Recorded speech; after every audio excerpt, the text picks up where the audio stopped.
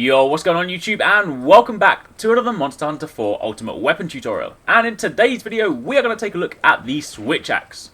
Now the Switch Axe was first introduced to Monster Hunter in Monster Hunter Tri, and in Japan it's known as the Slash Axe.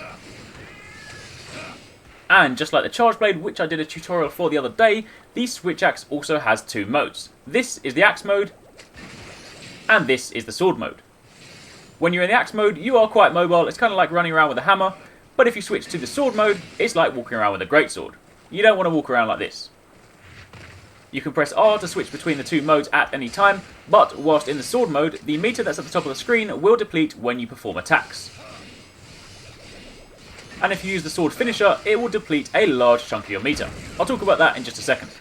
If you use up too much of your meter, you'll see on screen right now I have a reload prompt. If you press R, you'll reload your axe, and you can then return to Sword mode, and then continue as you were. Whilst in Axe mode, your meter will refill, but whilst in Sword mode, it will not. So let's begin with the basic combos. First up, the Axe, as this is what you're going to be drawing into most of the time. If you run forward and you press X, you'll do a sideways chop. You can also replicate this move by pressing A, like so. With your weapon unsheathed, if you press forward and press X, you'll do a forward lunge. You cover a little bit of ground, so it's good for closing distances, but it doesn't do too much damage. If you stand still and press X, you'll do a downward chop. What you can then do is you can link that forward lunge into that chop. So you can run forward, press X, and then press X again to do more damage. You can then add a third hit to the X combo, so you can begin with doing your downward chop, then your sideward chop, and then you can do an upward swing. This has really good height to it, so it's really good for hitting monsters that are either up in the air or a lot taller than you are. You can also do the upswing on its own by pressing X and A together, like so. If you continually press A after the upswing, you'll begin doing this, a flurry of sword attacks. You can do this as long as you have stamina. Notice at the top of my screen that the stamina bar does go down quite fast, so do remain mindful when you are doing this, because again, if you run out of stamina and you're in a position where you can't then roll out, you'll be putting yourself in danger. Also be mindful of teammates, because this does swing quite wide, so again, if you're playing in multiplayer, you can trip up your teammates. During this sword flurry, you can also press R at any time to unleash a powerful finisher, like so. And if you press R again after that finisher, you'll also transition straight into the sword. Which brings us nicely onto the next section of this video, which is combos for the sword. Now, as previously mentioned, you can press R to switch between both sword and axe. You can also switch straight after the forward lunge by pressing R, like so. And as you just saw, you can also switch straight into the sword mode after the axe flurry. And lastly, if your weapon's drawn and you want to go straight into sword mode, you can hold down R and press X and A together. And then you draw straight into your sword.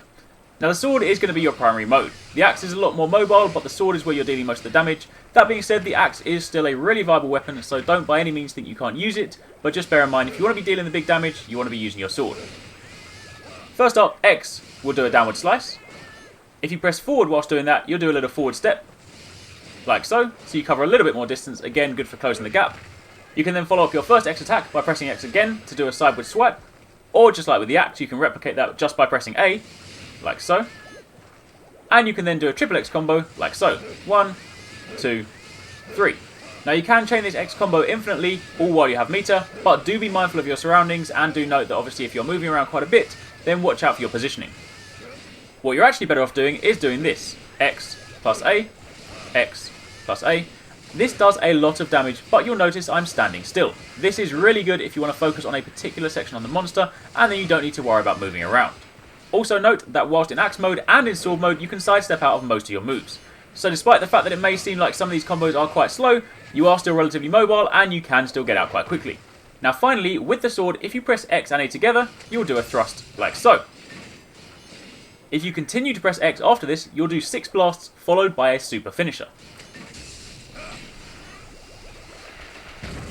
Like so. Once you finish that, it returns you to Axe mode, and invariably, if your meter is quite low, you'll also need to reload. If you want to exit this at any point, you can just stop pressing X before the end, and you'll cancel out of it. Or you can pull back and press X to do an early finisher, like so. Now you can combo into this from your basic X combo, so if we go X, X, and then X and A.